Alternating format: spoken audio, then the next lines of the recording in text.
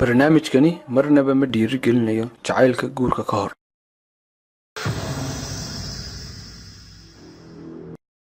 maylo waafaqsantihiin in jacayladii waayadii hore ay ka xiiseeyo boholiyow iyo hilow badnaayeen jacaylka waqti xaadirkan. waa maxay sababtu? maxaa sababay in labada qof ee isjeceli ay isxiiseeyaan? mayla aaminsantay jacaylku inuu marna qaraar yahay marna macaan yahay. maxaa sababay in abwaano tiro badani marka ay cabirayaan jacaylka ay ku khalkhalaan? waayo waxay arkaan mar qofkii oo faraxsan oo farxadiisu samada marayso, marna qofkii oo murugaysan oo murugadiisu halka ugu hooseysa marayso. marka farxadda iyo murugada isbedelaysa lafteeda maxaa sababay? mayla aragteen laba qof oo isjecel oo haddana mid walba ka kale ka cabanayo iyadoo aanay waxba jirin. haddii wiilka iyo gabadhu labaduba ay noqdaan dhibanayaal jacayl, kee ayaa horbogsasho dhow? ma ninka ayaa horbogsasho dhow mise gabadha ayaa horbogsasho dhow? mudanayaal iyo marweyn waxaad ku soo dhawaataan barnaamijka aqoonta jacaylka, kaasoo ka jawaabaya dhammaan su-aalaha aynu kor ku soo xusno. بسم الله والحمد لله والصلاة والسلام على رسول الله صلى الله عليه وسلم. waxaa jira dhacaano dhowr ah oo jirkeena la soo daayo lana falgala xaaladaha qaarkood. dhacaanada magacyadoodu waxay kala yihiin estrogen, testosterone, dopamine, phenytoin, aphrodite, oxytocin, serotonin iyo qaar kale. dhacaanadan waxay ka mas'uul yihiin heerka farxadeed iyo heerka xasilooni iyo heerka jacayleed ee qofka jirkiisu u gaarsiisan yahay. cilmi baarisyo tiro badani waxa ay xaqiijiyeen dhacaanada aynu kor ku soo xusnay in markasta oo qofku dareemo jacayl dhacaanada lagu soo badiyo jirka lana soo daayo. markasta oo dhacaanada hoos loo dhigaana ay micnaheedu tahay qofkaasu waa qof uu jacaylkii ku yar yahay. tusaale ahaan waxaad arkaysaa laba qof oo isjecel ama nolol wadaaga oo kala maqan, deetana kala maqnaanshahooga waxyaabaha sababay waxaa ka mid ah laga yaabi karaa khilaaf soo dhex yimi. khilaafkaas soo dhex yimi waxa uu sabab u noqonayaa in labada qofba marka ay kala maqan yihiin ay dareemaan warwal iyo warbahaal iyo kacsanaan joogtaa. balse hadhow labada qof marka ay isku soo noqdaan ama marka ay khilaafkoodii xaliyaan, mid walba waxa uu dareemayaa farxad iyo raaxo gudeed. taa micnaheedu waxa weeyaan marka hore labada qof ay kala maqnaayeen waxaa jidhka laga joojiyey oo aan la soo deynin hormoonadii farxadda ee aynu kor ku soo xusnay. balse markii labada qof ay isku yimaadeen hormoonada ayaa la soo daayay, deetana qofku waxa uu ku noqday sidii normalka iyo caadiga ahayd ee habnololeedkiisa maalmeed ugu socday. mararka qaarkood waxaad arkaysaa lamaane isqabay oo kala maqnaa in muddo ah, ama ninkaa safar baxay ama gabadha meel kale ku maqnay, deetana labada qof markay isku yimaadaan ama safarka ay kasoo kala noqdaan waxa aad dareemaysaa labada qofba in uu habnololeedkoodii isbedelay. labada qofba waxay dareemayaan farxad iyo raaxo saa'ida. mararka qaarkood waxaa dhacda oo waynu aragnaa nin tusaale ahaan xaasleya oo shaqada tegey, deetana intaa uu shaqada joogo subaxa haddii laga dareemo farxad badan, inaga lafteenuba waxaynu nidhahnaa maxaaskaagiiba si wanaagsan kuusoo raaligelisa, maanta ma si fiican ayaa lagu soo anbabixiyey iyo wax lamida. haddaba su-aasha isweydiinta le waxa ay tahay maxaa sababay qofkan in marka uu qofkan uu jecel yahay ka maqan yahay uu dareemayo warwal iyo walbahaar joogto ah amaba deganaanshiya la-aan, marka ay qofkan wada joogaanna uu qofkii dareemayo farxad iyo reynreyn saa'ida. sababtu waxa weeyaan sababuhu way badan yihiin, laakiin mid ka mid waxa weeyaan waxaa qofkan la soo daynayaa hormoonadii farxadda, kuwaas oo jacaylka la shaqeeya. hormoonadaas oo ah kuwaynu kor ku soo xusnay. dad fara badan waxaa laga yaabaa inay arrintaa ku tafsiiraan amaba ay ku micneeyaan jacaylkiisa ayaa u soo noqday sidaa daraaddeed ayuu farxad dareemay. laakiin marka nafsiga laga eegayo iyo culimada cilminafsigu waxay ka yidhaahdeen micnaheedu waxa weeyaan qofkan kale markuu u yimi waxaa la soo daayay shantii hormoon iyo shantii dheecaan ee la shaqeynayay farxadda iyo jacaylka iyo kalgacalka iyo naxariista. mararka qaarkood marka ay labada qofi kala maqan yihiin, labada qofi waxa ay gaadhaan heer warwal iyo walbahaar iyo xasiloonin joogtaa ay dareemaan, balse marka ay isku soo noqdaan farxadooda ayaa sideeda ku soo noqota. taa maxaa sababay? haddii aynu halkaas si qoto dheer usii sharaxno, waxa weeyaan qofkan kale marka uu ka maqan yahay waxa aan la soo daynayn oo la joojinaya hormoonadii farxadda, deetana qofka maskaxdiisii waxaa gelaysa xiise iyo hilow joogtaa. xiisaha iyo hilowga waxaa sababay filashada mustaqbaleed ee maskaxdeena ku abuuran ee had iyo goor uu qofku isweydiinay su-aasha ah talow qofkan gormaad la kulmi doontaa, gormaad sarki doontaa, qofkan khalad baad ku samaysay waa inaad raaligelisa iyo waxa la midka. hormoonadiina waxay sababaysaa taasi qofkii maadaama uu dareemay warwal iyo warbahaar, stresskiisina uu kor u kacay in hormoonada aan la soo deynin. hadhow haddaba labada qof markay isku soo noqdaan, labada qof waxay dareemaan farxad halkii ugu dambeysay. mararka qaarkood waad aragtaa labada qof marka is khilaafaan markay isku soo noqdaan waxaa laga yaabaa inay yidhaahdaan wiilkay gabadhaba xalay toole waxaad moodaysa sidii habeenkaygii arooska oo kale. wax kale maaha, waxa weeyaan waxaa la soo deynaya hormoonada farxadda ee aynu kor ku soo sheegnay. hormoonadan ayaa sabab u noqonaya qofku marna inuu farxo marna inuu murugoodo. hormoonadan waxay sabab u noqonayaan qofku inuu farxo marka la soo daayo, waxa ay sabab u noqonayaan qofku inuu warwar iyo walbahaar dareemo marka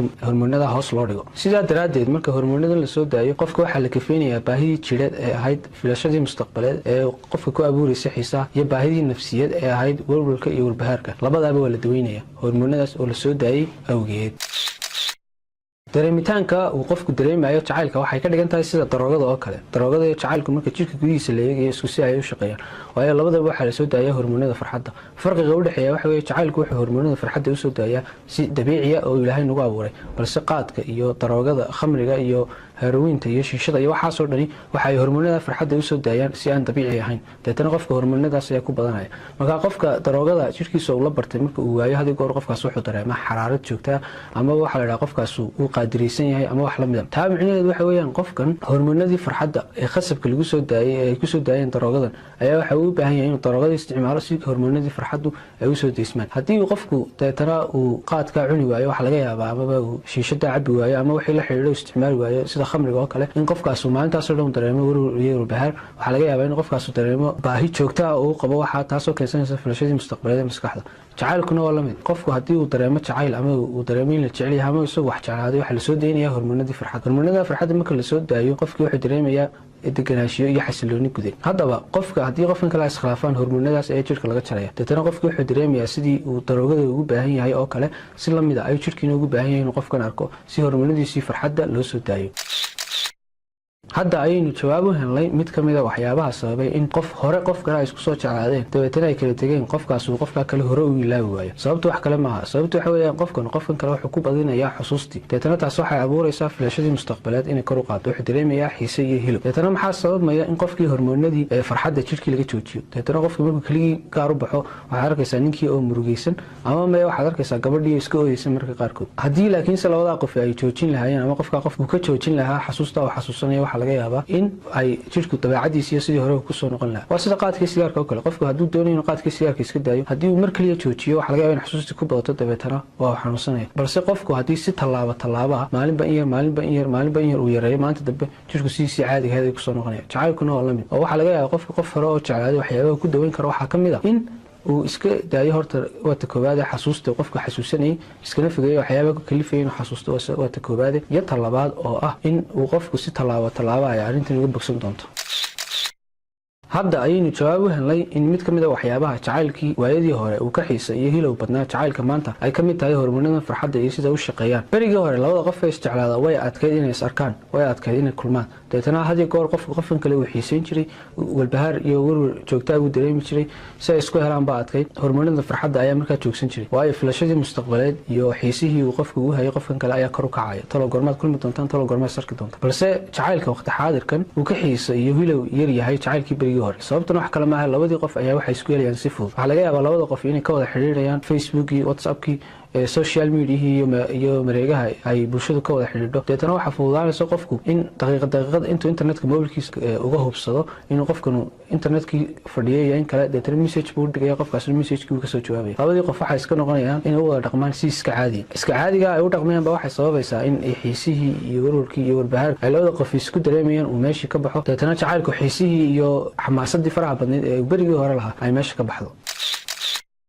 hadda ayaynu jawaab u helnay in aynu ogaano mid ka mid ah waxyaabaha sababay in abwaanada Soomaaliyeed ama abwaanada Carbeed ama abwaanada wadamada kale ku nool oo dhan ay markay dareemaan jacaylkaana ay waayaan ay hadda goor tiriyaan gabayo iyo heeso la xiriira arrinta la soo gudubtay sababtu wax kale maaha waxa weeyaan ninka abwaankii waxa uu haystaa aalad iyo xirfad uu ku cabiro dareenkiisa iyo waxa la soo gudboonaaday mar allaaliye marka uu dareemo jacayl ka xumaaday ama jacayl ay kala tageen markiiba wuxuu tirinayaa halka ninkan kale uu sicil kaambinayo ereyo uu ku cabirayo dhibka haysta deetana waxa laga yaabaa dhibka haysta iyo warwarka iyo warbahaarka soo food saartay in uu ku cabiro hadallo mararka qaarkood aad naxaysa isleedahay qofkan talo maalin miyuu geeriyoonaya sidoo kale waxaynu jawaab u helnay in aynu ogaano waxyaabaha sababay inay abwaanada sameeyo heesuhu ay la dabaqaan jacaylkan iyo habka uu shaqeeyo mararka qaarkood baa waxa laga yaabaa inay abwaanadu yiraahdaan ama heesuhu jacaylku marna waa qaraadh marna waa macaan kolba waa sidii uu ku soo mareen waxa laga yaabaa inay abwaanadu fasir kari waayaan sababta uu jacaylku marna qaraadh u noqday marna macaan u noqday sababta wax kale maaha waxa weeyaan waa hormoonadan iyo dhacaanadan la shaqeeya farxadda iyo jacaylka marka uu qofku dareemayo macaan iyo nolol raaxo badan leh oo deganaanshiyo iyo xasilooni gudaad leh waxa kor loo qaadayaa oo jirka lagu badinayaa hormoonadan iyo dhacaanadan farxadda balse qofka marka uu dareemayo warwarka iyo warbahaarka iyo qaraadhkan uu ninka abwaanka ama ninka heesta coriyay uu sheegaya uu dareemaya waxa weeye waayo hormoonadan ayaa la jaray jirkiina lagu yareeyay waana sababtay inuu jacaylku marna qaraadh noqdo marna macaan ku yaalo marna qaraadh noqdo marna macaan noqdo maxaa sababay mararka qaarkood in gabadh ka sharaf iyo muuqaal iyo nasab iyo dhinacyo badan ka wanaagsanin ay ninka had iyo goor jeclaato dabeetana nolol ay la wadaagto. sababuhu way badan yihiin, laakiin mid ka mid waxa weeyaan waxaa laga yaabaa xilligii ay gabadha ninkan baranaysay ama markii koowaad ay aragtay in la soo daayay ama ay dhaqaaqeen mid ka mid ah hormoonada jirku, taasoo sababtay inuu ninkaasu gabadha kaga tago raad xasuusiyeed oo joogtaan. sida cagsigeeda maxaa sababay in rag fara badan oo sharaf iyo meeqaam sare leh ay guursadaan nololna la wadaagaan, weliba ay jeclaadaan gabadh ka hooseysa meeqaam ahaan, darajo ahaan, nasab ahaan iyo wax kastoo bulshada isku qadariso. sababuhu way badan yihiin, laakiin mid ka mid waxa uu noqon karaa laga yaabaa ninkanu markii gabadhan arkay in ay dhaqaaqeen mid ka mid ah hormoonadan oo la soo daayay, dabeetana ay taas sababtay in ay gabadha ninka kaga tagto raad xasuuseed. sida aynu hore usoo sheegnay, inagu marnaba ma dhiirigelinayno jacaylka guur ka hor. jacaylka guur ka hor waa jacayl iska rabshad badan. waxaa laga yaabaa labada qof inuu mid ka mid a dhibano jacayl u noqdo, balse waxaynu uga hadlaynaa un hab cilmiyeysan iyo waxay ka yidhaahdeen culimada cilmi nafsiga. su-aasha isweydiinta mudan waxa weeyaan, midkee ayaa ka hor bogsasho dhow wiilka iyo gabadha marka loo eego jacaylka? waxaa laga yaabaa gabadhii inuu ninkii ka geeriyooday, ama me waxaa laga yaabaa inay howlo kale soo dhex galeen oo furiina. markaa midkee ayaa horbogsasho dhow? jawaabta aad bixinaysaan waxaa laga yaabaa badankeenu inaad tidhaahdaan ninka ayaa ka horbogsasho dhow ragga, balse jawaabta sax waxa weeyaan dumarka ayaa ka horbogsada ragga. laba sababoodba. sababta koowaad waxa weeyaan dumarku iyaga ayaa ka mas-uuliyad dareensanaan badan marka lagu bandhigo ninka marka la eegayo nolosha qoyska. sababta labaadna waxa weeyaan dumarku waa udub dhexaadka nolosha qoyska, oo dumar haddii ay ka maqan yihiin nolosha qoysku way baaba'daa. taa micnaheedu maaha dumarku waa ay ka daacadnimo badan yihiin ragga, amaba maya iyaga ayaa ka tilmaama wanaagsan, balse waxa weeyaan wax kala qaybin rabbaaniya oo ilaahay u kala qaybiyey. si ay nolosha qoyska u socoto waa in la helaa cid nolosha qoyska aada u danaysa. sidaa daraaddeed waa sababta ay dumarka inta badan loo saaray mas-uuliyadaha guriga dhexdiisa ka dhaca, ninkana loo saaray mas-uuliyadaha guriga dibadiisa, sida inuu biil keeno, inuu guud ahaan guriga ka warhayo iyo wixii lamida. haddii aan dumar jirin nolosha qoyska udubdhexaadkeedii meesha waa ay ka baxaysa. waa midda keentay in wadamada reer galbeed qoysaskeedu burburaan, waayo dumarkii ayaa meesha ka baxay, dumarkii ayaa dhammaantood gurigii ka wada dareeray, dabeetana taas waxay keentay in qoysas fara badani ay burburaan. haddii aynu waaqiceenna u nimaadno, markii dagaaladii laga soo noqday, rag fara badani waxa ay noqdeen rag aan camal helin. rag fara badanina waxay noqdeen rag daydaya oo qorigoodii halkii kasii anba qaaday. ciddii shaqayn jiray ay ahaayeen ciddii shaqayn jiray waxay ahaayeen haweenka. haweenkiibaa dhammaantood suuqa ay wada galeen, waxa ay noqdeen khudradley meedhan, waxay noqdeen jaadley. gabadh walbaaba waxay isku dayday inay qabato wixii ay qaban karto si ay uga soo baxdo mas-uuliyadda ay dareensan tahay ee ah inay qoyskeeda badbaadiso, inay ubadkeeda korsato. deetana dhalinyar fara badan oo laga yaabaa inay iminka ay daawanayaan, cidday soo barbaarisay iyo cidda intaa soo leekeysiisay ee soo quudinaysay waxaa laga yaabaa in ay yihiin hooyooyinkood. marka waa sababta aynu u leenahay dumarka ayaa ka hor bogsasho dhow ragga marka la eegayo jacaylka, waayo waxay dareensan yihiin mas-uuliyad ah in qoyska la badbaadiyo, inuu qoysku sii jiro. waana mid ka mid a sababaha ay u noqdeen haweenka udub dhexaadka iyo tiirka nolosha qoyska. lamaanahan isqabaa waa sidii laba qof oo saaran laash ah kuwan looxa lagu wado ee loo yaqaano seebabka. mid walbaaba waxa uu dhaqaajinayaa laashka halkiisa ayuu ka dhaqaajinayaa oo wuxuu dhaqaajinayaa looxa loo yaqaano seebka. deetana labadaa qof si ay laashka yaraa uu habsamiyo socodkiisu ama uu socodkiisu u fiicnaado waa inay seebkaa u dhaqaajiyaan si isleeg oo isku mid ah. marka waa inuu mid walba kan kale fahmaa sida uu seebkaa u dhaqaajinayo. sidaasi lamid a labada qof ee isqabaa si noloshooda qoyska ay u socoto waa inuu mid walba kan kale fahmaa dabeecadihiisa iyo habdhaqankiisa u gaarka. tan waxaa imanaysa in labada qofba ay u dhaqmaan hab keensanaysa qofkan kale raaligelintiisa, hab keensanaysa qofkan kale in lagula dhaqmo habdhaqankiisa hab keensanaysa inuu qof walba dareemo inuu qofkan kale baahidiisii ka dhex arkay, inuu qofkanu baahidiisii dhammaystirayo iyo wax lamida. waxaa laga bixi lahaa in ay dumar fara badan oo Soomaaliyeed ay ku doodaan ragga Soomaaliyeed romantic maaha. ragga Soomaaliyeed romantic maaha wax kale ugama jeedaan waxa weeyaan baahidii jacayleed ee iyagu ay lahaayeen bay ka dhex arki waayeen. waa sababta keentay hablo badan oo Soomaaliyeed inay u jajabnaadaan ajaanibka oo ay yiraahdaan mala halkan ayaad ka helaysaan habka romantiga ee aad diidaysaan. hab romantic oo rasmi ah ma jiro waxa weeyaan waxa halka khaladku ka jira mid walba qofkan kale ayaan fahmin habdhaqankiisa, mid walba waxa aanu kan kale uga dalban wixii uu ka rabo inuu u sameeyo. tusaalahaan hablaha ku doodaya ragga Soomaaliyeed romantic maaha haddii ay soo qoran lahaayeen liis ah sida aniga sameeyay ninka ay ka dalban lahaayeen ninku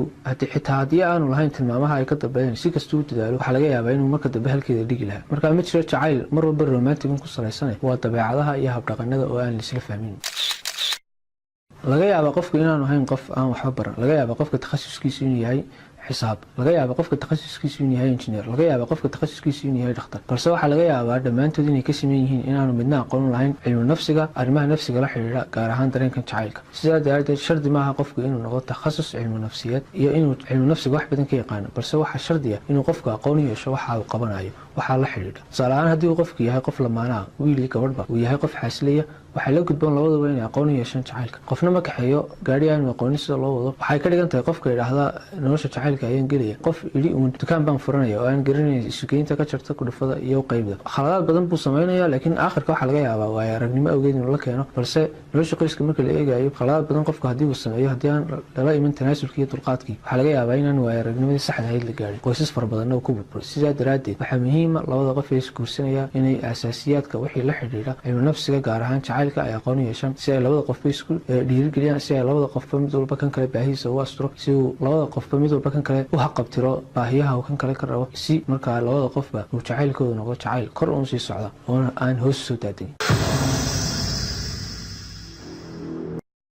mararka qaarkood waxaa dhacda inuu qofku ku dhib muto jacaylka inuu noqdo dhibaro jacayl haddaba haddii uu qofku noqdo dhibaro jacayl waxaa la gudboon oo muhiima inuu la yimaado qofkaas afar qodob afartaa qodob haddii uu la yimaado waxaa laga yaabaa inuu ku bogsado qodobka koowaad waxa weeyaan inuu ogaado in ay waqti qaadanayso inta uu qofku qalbigan dhaawaca uu kasoo kabanayo waayo qofkan farxadiisa waxa uu ku xidhay qof kaleeto deetana waxaa laga yaabaa inta uu qofka mar walba u xiisayo ee uu niyadda ku hayo in uu dareemo in hormoonadaas ay mar walba ay maqan yihiin waayo hormoonadiisi farxadda ayaa waxa uu ku saleeyay oo uu ku xidhay qof kale qodobka labaad ee la gudboonaysna waxa weeyaan in uu isku dayo qofkaasi inuu ismashquuliyo oo aanu firaaqo helin waayo qofkaas haddii firaaqo helo waxaa laga yaabaa inuu qofkii hore xasuustiisa soo kiciyo deetana taas ay sababto in hormoonadiisi farxaddu ay hoos u dhacaan deetana murugadii iyo calaacalkii iyo oohintii ay halkii kasii bilaaban qodobka saddexaad ee la gudboonay waxa weeyaan inuu qofku yeesho samir iyo dulqaad waayo waqti bay qaadanaysaa intuu qofku soo kabanayo waa arrin qalbiga la xidhiidhay waa dhaawaca qalbiga gaadhay dhaawaca qalbiguna wuxuu kaga duwan yahay dhaawacyada kale muddo ayay qaadataa inta uu qofku bogsanayo qodobka afraad ee la gudboonayna waxa weeyaan in iska ilaaliyo qofkaasu dhegeysiga heesaha cishqiga iyo daawashada filimada jacaylka kaasoo laga yaabo in qofka xasaasiyad ku kiciso haddaba waxaa muhiima sidoo kale dhalinyarta in lagu soo barbaariyo inay aqoon u yeeshaan jacaylka inta ay yaryar yihiin weliba haddii manhajkana lagu dari karo lagu dari lahaa inta ay ku jiraan dugsiyada sare waayo waa xilliga ugu badan ee ay noqdaan dhibanayaal jacayl haddaba haddii aanay jacaylka aqoon u yeelan waxaa laga yaabaa in ay ku dhacdo laba arrimood arrinta koowaad inay jacaylka isaga micnaystaan si iyaga u gaara deetana ay arrintaasi noqoto arrin khalada ay noloshooda qoyskuna ay ku salaysanaado mustaqbalka xogo khaldan ama maya ee qodobka labaad oo ka dhalan kara oo ah in uu xogo khaldan ka helo meelo khaldan sida filimada heesaha iyo sheekooyinka kusoo arooray arrinta iyada ah iyo hadalka dadka caamada ah ama dadka suuqa jooga ay ku hadlaan ee haday goor kaga sheekeeyaan jacaylku inuu dhib leeyahay in haday goor lagu jiro marxalad dagaal deetana taasi ay noqoto ka saamaysan noloshooda qoyska